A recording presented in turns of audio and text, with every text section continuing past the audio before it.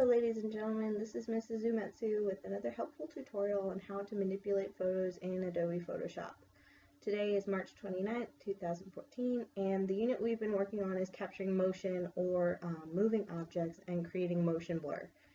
This specific tutorial will cover how to create stop action motion blur, meaning the subject or object that is moving appears clearly as if it were frozen and the surrounding objects or the environment is blurred.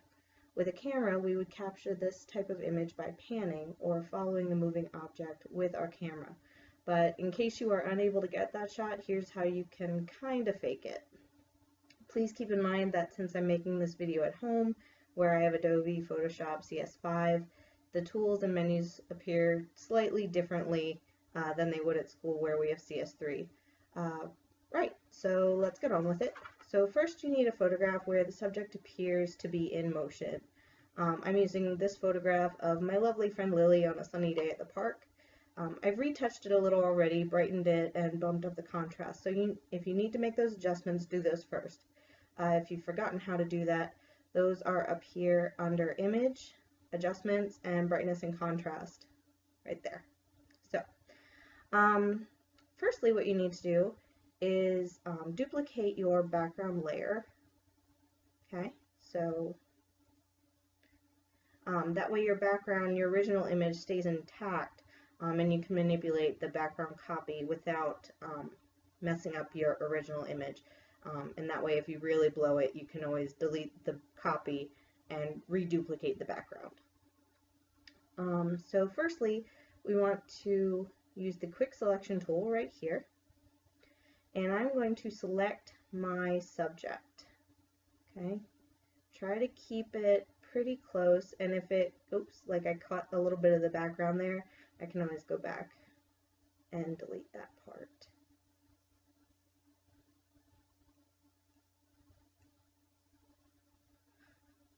The quick selection tool is a lot quicker than, say, using the lasso tool, and it allows you to be a lot more precise, I feel.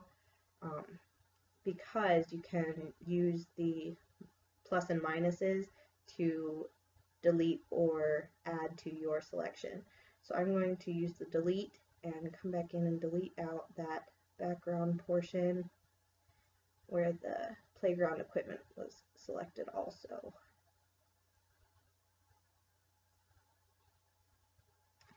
And you can use your Control Plus to zoom in quickly and make sure that your selection is accurate. Oops, I missed a bit of her shoe there, so I'm going to use the Add to Selection and come back in and add that in.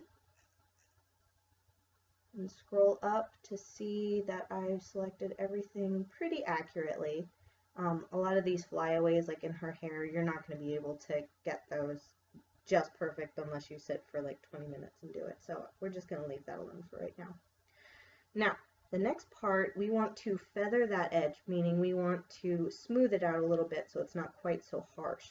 So on CS5, I have this little Refine Edge tool, but you can also go to Select, Refine Edge, and we want to smooth it to about 3 pixels. And feather it to about 3 pixels. And that's going to smooth out those harsh, sharp edges where we selected. And hit OK. Now, we want to create motion blur on our background. That way our subject stays frozen. But right now our subject is the one that's selected. So you can either go to Select, Inverse, or hit Control-Shift-I. And that will select everything else but the subject. Okay? So I'm going to zoom out here real quick using my Control- keyboard shortcut so that I can see my whole image. And I'm going to go to Filter, Blur, Motion Blur. And using the Motion Blur box over here, I can manipulate how much or how little blur I want. You want to set your distance so that your object looks like it's moving, but it's not overdoing it. Like for her, I would probably use a little less blur, maybe a little more than that.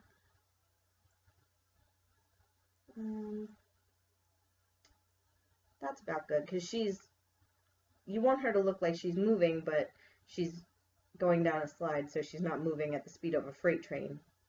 If you were using a freight train photo, you obviously would use more distance and make it very, very blurry. But for her, I'm just going to give her a little bit of motion blur in that background. That's pretty good. You can also set your angle so that the lines of the blur are going in the direction of your object. So she's going down kind of at a downward angle like this. So I think that's about right. You want to set your angle lines so that the blur looks accurate. And I hit OK. And I can use Control D to deselect, or you can go up here to select, deselect. And there we go. That's really it. Using this process, you can successfully create stop action motion blur even if you miss the opportunity to get the perfect shot. As always, Photoshop should be used to enhance good photographs, not fix bad ones. So be sure that you work hard to get a good original to work from, or your final product will still be subpar. I hope you enjoyed this tutorial, and if you have any additional questions, please feel free to email me at shelby_l_umatsu@mcpsmd.org. Thanks for watching, and I'll see you next time.